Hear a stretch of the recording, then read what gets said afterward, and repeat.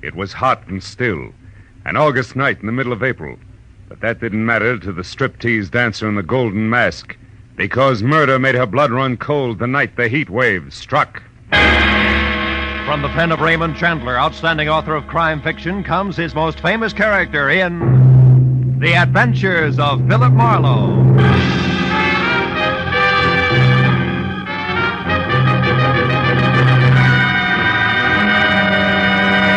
Now, with Gerald Moore, starred as Philip Marlowe, we bring you tonight's exciting story, The Heat Wave.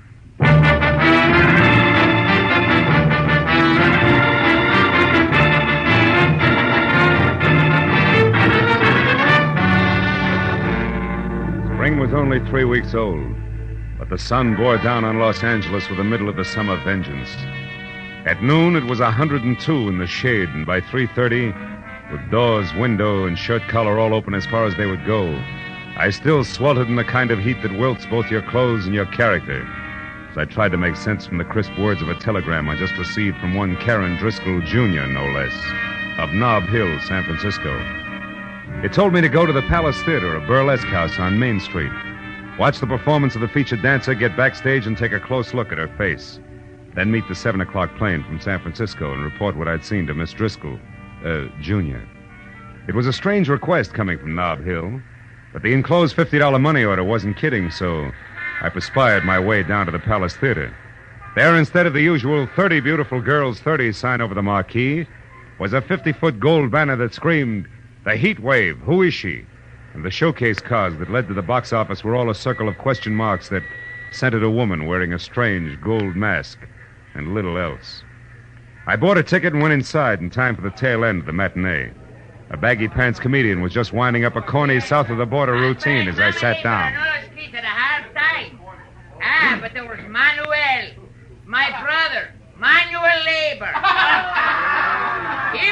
He was the laziest man in all Mexico. Yeah, until he got a job shooting bulls for the government. He shot 800 bulls a day. Yeah. That made him the biggest bull shooter in Mexico City. The comic kicked the crown out of an oversized sombrero in a hybrid hat dance and then galloped off into the wings. After reminding myself that I was here on business, I sat down again as a personality boy in brown flannel and a yellow shirt stepped into the spotlight with his arms raised. Ladies and gentlemen, you're now privileged to witness one of the most unusual and breathtaking spectacles ever presented on any stage. In a moment, you will see her, the woman of mystery, performing exotic rites to the pagan sun god of the Incas, exactly as they were performed 3,000 years ago in the strange temples of the Andes.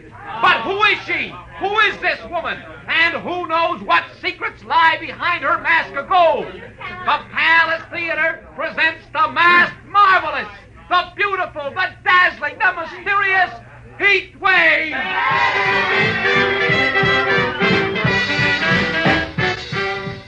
Oh, I had to admit it. This was special. She was the color of alabaster and as supple as a cat, and as she moved across the stage, she got more convolutions out of her 2 arms than a restless octopus could with 8. Her costume from the neck down was about as sheer as a new spider web, and above that, and covering her face completely, was a gold mask, grotesque and glistening. As the dance headed for a climax designed to knock the cash customers right out of their seats, I reminded myself again that I was here on business. So I walked down the side aisle to a door that led backstage and went through it just as the dance ended. And while the audience tore the house down begging for more, the Heat Wave tossed a couple of kisses through a gold mask and ran to a dressing room. I started after her and was halfway there when a bulging hulk in a sharkskin suit that measured 6'6" in every direction lumbered casually out of the shadows and took a bulldog stance with his back against the dressing room door. I started thinking up fast ad-libs and was hot for a switch on the eager reporter gag when the baggy-pants comic slid up beside me. Hey, chum. Huh? You're asking for a load of mayhem if you try to get to the Heat Wave past Jesse there. Jesse? He the man mountain in the sharkskin suit? Yeah, with orders to break bones. No. Maybe I can help you out. Good. But how come? Here, let's go around to the side. You're a reporter, right? Yeah. Well, Inky Barnes can use a little publicity, too, you know. Hold it here by the door. Now, what is it you have to know? Well, all I want's one look at her face. Yeah, that's a cinch. I said I'd help you out, and I will. Like this. Yeah. Right out there in the alley. And don't come back before midnight, goon. You can see her face then when she takes the mask off. I should have known better, but all I wanted at the moment was to kick the slack out of a pair of baggy pants. So I bounced back up the steps, jerked the door open, and ran head-on into 3 square yards of sharkskin suit. It was Jesse. You ain't welcome around here, bum, so stay out. Have you got it? Okay, Jesse, let's say I've got it. Yeah. Also, don't drop it as you walk away.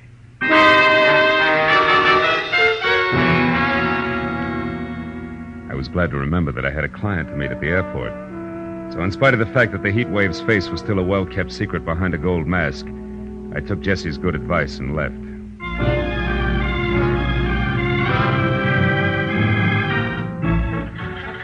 Flight 11 from San Francisco arriving at Gate 4. Will Dr. Robert Reamer please report to the information desk?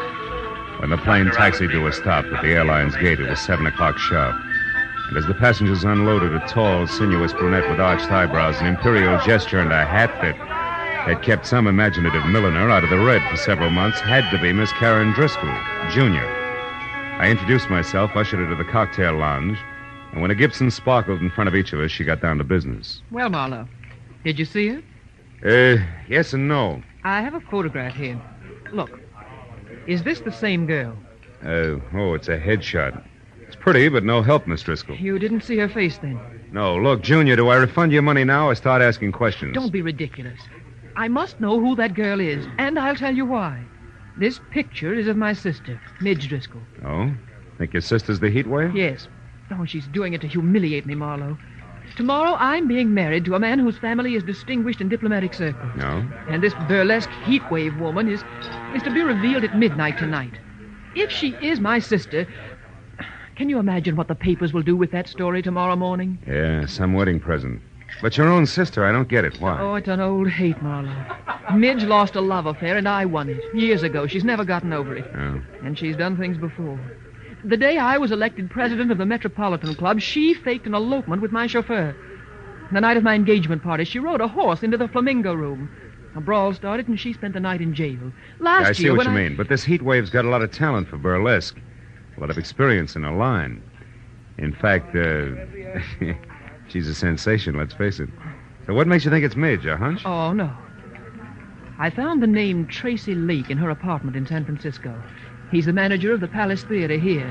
I learned that from a newspaper story in which Josh Freeman... Josh Freeman? Yes, the big producer. Oh. He's supposed to be bargaining with Lake for his heat wave discovery. Oh, she's done a thorough advance publicity job, all right. What if she turns out to be your sister? What then? That's my business. I know how to make money talk, Marlowe, and I've more than enough for a polite but firm conversation. Your job is merely to find out for sure, between now and midnight, if my sister actually is this heat wave. I'll take care of everything else.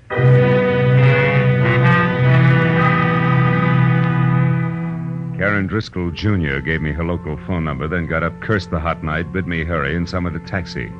All with a regal wave, one hand. And I was left to my own devices in something less than 5 hours to make them work in, so I drove back to the Palace Theater, which was stalling until midnight by showing a triple feature movie. Paid another admission and slipped backstage again. It was deserted except for 2 electricians tied up in pinochle under the switchboard light. The heat wave's dressing room was locked. Jessie was nowhere in sight, and I was about to leave again when I heard a familiar voice cooing into a dark note that turned out to be a phone booth. It was Hinky Barnes, the baggy pants comic. Beauty to the beautiful, you know. Hey, listen, baby. About that other deal, did you talk to her? She won't. You sure? Yeah. Yeah, well, look, I gotta talk to you. How about dinner? You can't? Well, I know you got things on your mind, but... Yeah, honey, I know you're tired. Well, okay. Don't worry, things are gonna be okay. You'll see. Bye-bye, baby. Hey, Hinky. Oh, you again. Yeah, that's right.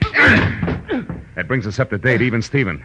Now get this. First, I'm not a reporter. Second, I represent Josh Freeman's office. And third, I haven't got all night. You mean Josh Freeman, the big producer? Know any other Josh Freeman?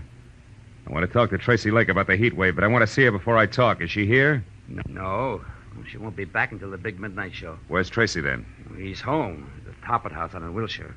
About 2 blocks down from Arthur Murray's. Hey, but listen, tell me something. Is Josh going to make a star out of her? With a talent like hers? What do you think, Inky? I left Hinky with his mouth hanging open and the fire of ambition burning like an alcohol lamp in each eye as I drove out to the Toppert House on Wilshire. Leaning on the bell at Tracy Lake's apartment, I got ready to be a hard-hitting, practical-minded producer's right-hand man. Yeah, what is it? Tracy, my name's Marlowe out of Josh Freeman's office. Caught the Heat Waves Act this afternoon, willing to wrap her up and take her home right now. But not sight unseen. Who is she? Wait a minute. Huh? You say you're from Josh Freeman, Marlowe? That's right. And I got a blank check right here in my pocket. Authorized to fill it out unless you're completely unreasonable. I see. Well, now, look, Marlowe, this heat wave thing is going over 1,000% better than any of us expected. Yeah, I know. But you see... The price is high already, and the bids have only started to come in. Oh, excuse me. I just opened a bottle of Paul Masson over there. Help yourself, Marlowe. I'll be right back. A perfectly good telephone sat within an arm's reach of Lake. But instead he went down the hall to an extension and closed the door behind him. It was distinctly malpractice, but time was running out on me, so I picked up the phone and listened. Is Mr. Ridgely the jeweler? Oh, yes. What is it, Ridgely? The bracelet you selected is ready now. We can deliver it immediately. Fine. It goes to Miss Nita LeVar, 44 Edgewood Terrace. Oh, enclose a card. Don't worry, darling. You're my real heat wave. Sign it, Tracy. Lovely. And the engagement ring? The sunburst? Yeah, that's for Miss LeVar, too. But deliver that to the theater at midnight. You got it? Yes, indeed, sir. Thank you. And congratulations. Tracy Lake and Nita LeVar. Who might she be? Sorry, Marlowe, a little personal business. Now, you were saying... Yeah. I was saying I can hand you a nice fat check if this mass marvelous is really okay. You're building up to quite a surprise, Tracy. You must have something. Yes. Indeed I have, old boy. Plenty. Yeah? I can't reveal the lady's name until midnight. All right. Play coy. What's her background? Has she got class? Class? Marlowe, you wouldn't believe it. Not blue book stuff. Society girl in burlesque? Why, anything's possible, Marlowe. Sure. She could even be from Nob Hill, huh? Yeah, like I said. Anything's possible, sure. Okay, Tracy, that's what I wanted to find out. See you after the unveiling, and you got a great night for it. Oh, Marlowe, I suppose Big Ed Peters is in on the deal as usual, along with Josh? Yeah, it's a regular Josh Freeman deal, just as usual. See you later, Tracy.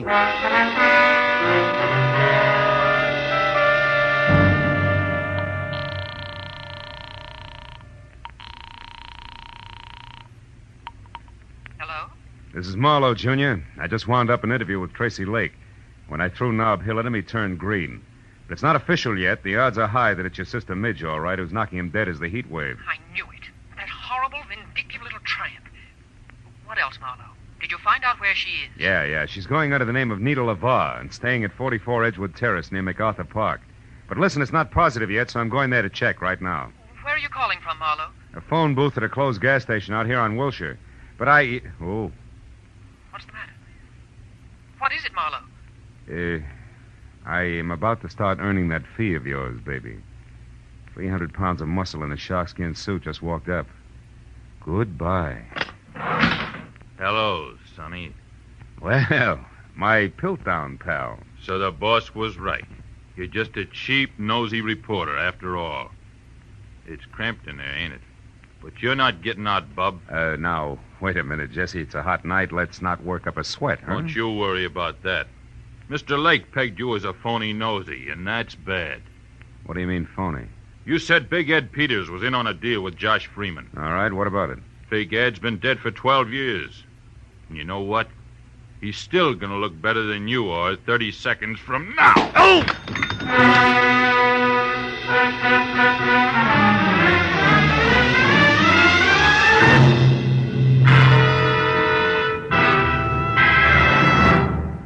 In just a moment, the second act of Philip Marlowe. Now, with our star, Gerald Moore, we return to the second act of Philip Marlowe and tonight's story, The Heat Wave.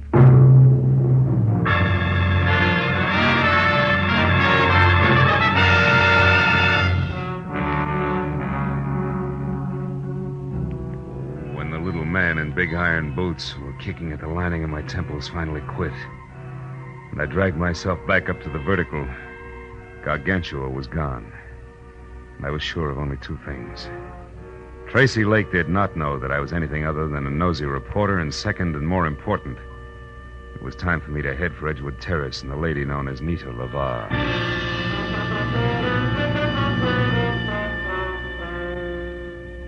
As I started for the front door of number 44, which was an all-alone stucco under tile L-shape that showed a single light, the little men in iron boots went to work again.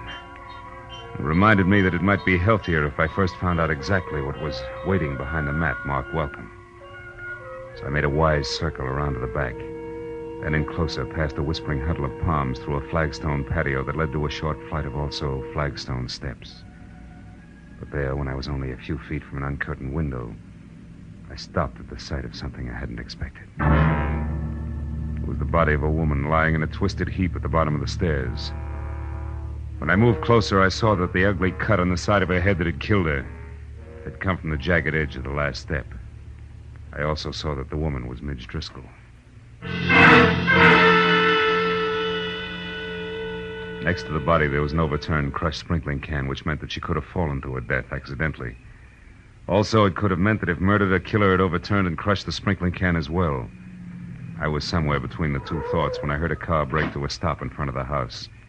Then high heels on a cement walk. I quietly moved around to where I could see something tall and blonde who, in a better light, would have been better looking. Good evening. What? Who's there? Name's Philip Marlowe. Mean anything? Nothing. Then try this. I'm a friend of Midge Driscoll's. Midge? I never heard of anyone by that name. I'll bet. Step up a little closer, honey. Now, wait a minute, Mr. Bright Eyes. Midge! Yeah, Midge. And Driscoll. Name you never heard of, remember? Now, what do you say? Do we play it straight? Yeah. I'm Nita LeVar, Mr. Marlowe. Baby, you're getting in deeper by the minute, and by that I specifically mean that Midge Driscoll here and Nita LeVar are one and the same. Oh, you're crazy. I know my own name. It is and always has been Nita LeVar. That's Midge Driscoll. All right, since you've grown so cooperative, maybe you can tell me why she's dead. Oh, it could be that she fell down those stairs. An hour before her unmasking is the heat wave? Heat wave? You know an awful lot, mister. How come? It's strictly business. I'm a private detective with client. We'll talk about that later. Right now, it's time to go in and call the police. And don't tell me you can't find your key. Don't worry, private detective. I won't. Here, catch. Got it. Now, let's get inside. But let's not call the police, huh? Why not? Are you afraid that they'll... Oh, I see what you and that pretty little gun mean. I'm glad. I'd hate to have to shoot you. Why, want to night your quota? Don't be funny. I didn't kill Midge. Then why no police? For a very good reason. Until tonight, Marlowe, I've been the heat wave. The substitute heat wave for Milady there, who didn't have the time or the talent for the build-up to the great joke she was going to pull on her sister. You mean you were the one I saw today? The one everybody saw every day. And liked. Liked so much that business boomed and all the heads in the front row weren't bald. Which has what to do with me calling the police? In general, everything. In particular, my career. I tried to get that crazy kid there to back off and let me go on with the act that she'd kill after one performance, but no. Miss Bunny Moneybanks wouldn't hear of it. Now that she's dead, you're in. Is that it? Solid. And that's also the reason why I don't want to spend the next 2 hours talking to cops. So go on, put the key in the lock, turn it, open the door, and walk in. What happens then? Then, Mr. Marlowe, we call Tracy Lake and arrange for a playmate for you. Playmate named Jessie, maybe. A playmate named Jessie. And no, maybe.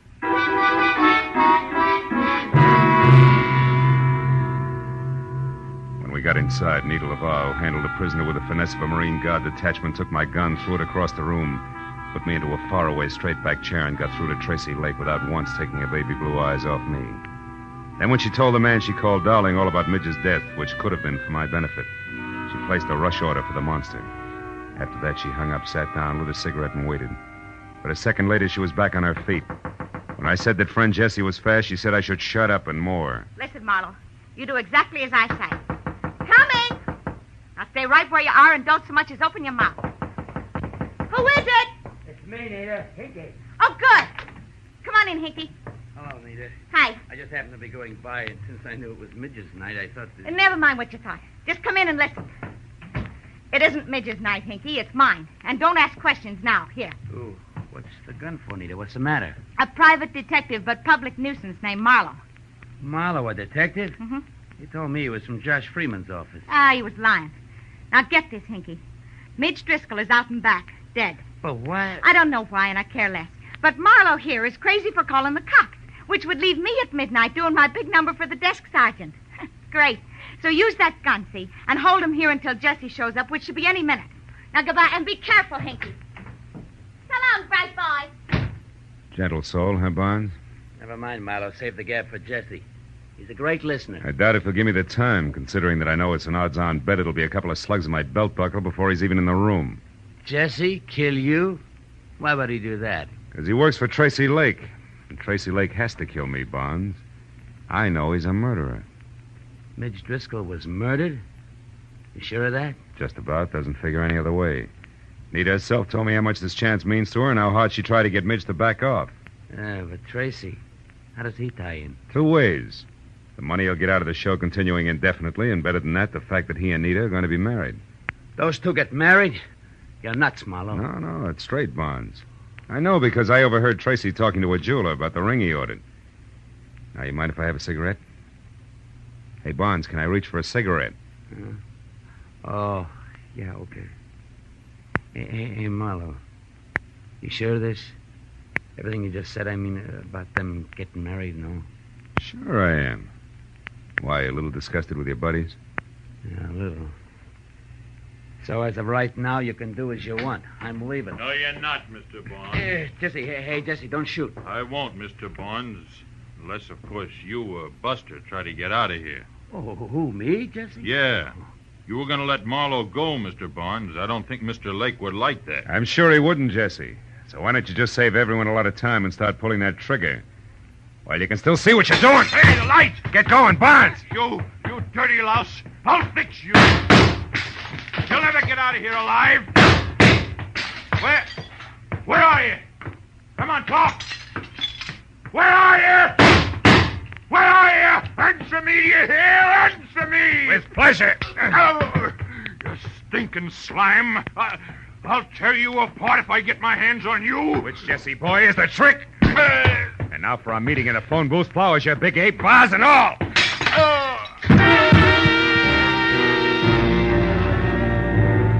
After I got some lights on and found my gun where Nita had tossed it when we first came in, I checked Jesse over once to make sure that he was neither dead nor too alive. Then I started for the door. But there, even as my hand closed over the knob, I stopped. A crazy thought from I don't know where wedging its way into my mind. I turned back toward the room and stared at the flower and vase-strewn form of the ape that covered half the carpet. Then slowly the wedge broke through and there was light, lots of it. The kind in which I could see why Midge Driscoll had been murdered. And more important, why I had to get to the Palace Theater and Nita LaVar before murder happened again.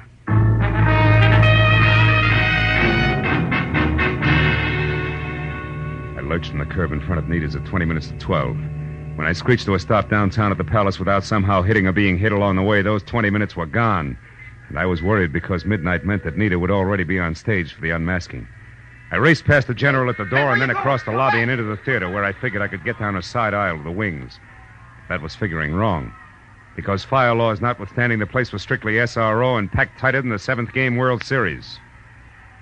Between the backs of perspiring necks, I could see that Nita, who was across stage from Tracy Lake himself and in the center of a single spotlight that could have opened a supermarket, was still masked. So while I prayed that Lake, who was winding up his spiel, would think of bigger and better adjectives, I ran back to the lobby and around to a flight of stairs that led to the first balcony, where over on one side and near the railing, I found an old man who was daddy to a trio of baby Spots, and the one giant that was on Nita. I shoved him aside just as Lake finished and the maestro took over. And with one hand, I got a good grip on the .38 in my pocket, and with the other, the handle on the big Spot. Hey, what are you doing? Hoping I'm wrong, Dad. But if not, hoping the gun I expect doesn't come from the wings, but... Hey, there, in that side balcony near the curtain, see it? Yeah, it's a gun, all right. Hey, that's Hinky Barnes. Right. Let's give the funny man a big audience and lots of light. You're on, Barnes! Watch out, he's going to shoot at us. Yeah, and us at him. You got him! You got him! Music! Music! Play something! Play music! Play some music!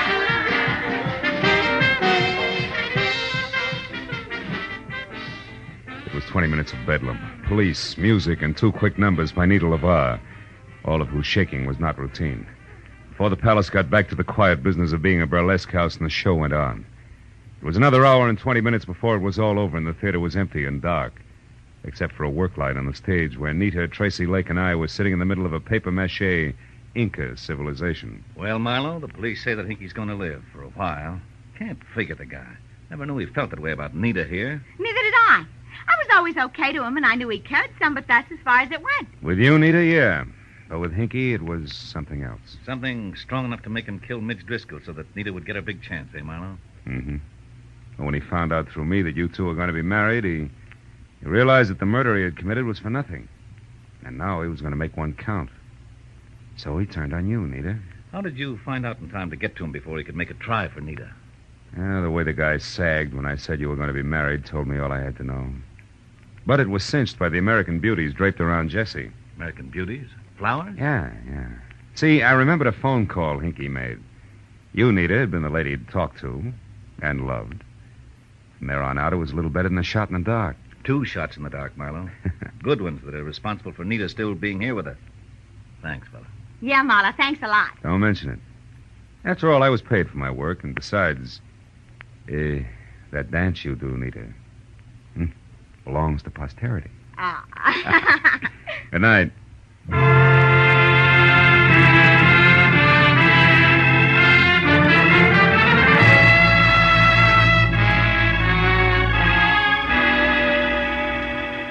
It was still hot in the city. I had no enthusiasm for further conversation, and a very sticky feeling from head to foot. So I took care of Karen Driscoll, Jr. in a fast telephone call and then pointed my car for my apartment. I couldn't help thinking of poor little Hinky Barnes, who brought laughter to everyone else, but could find no happiness for himself. He was like the man who went to see a doctor one day and said, "Doctor, I can't laugh anymore." And the doctor said, "Go and see Grok, the greatest clown of them all. If he can't make you laugh, there's no help for you." The man smiled and said, "Thank you, doctor. You see, I am Grok."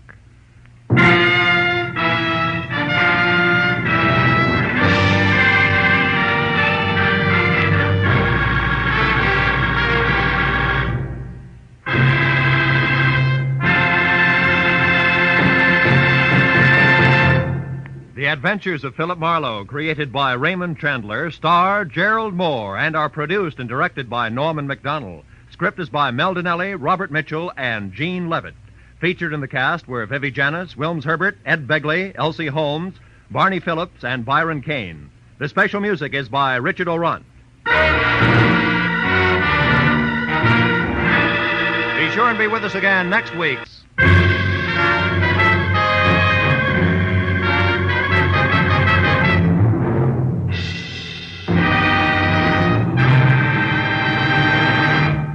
This is Roy Rowan speaking.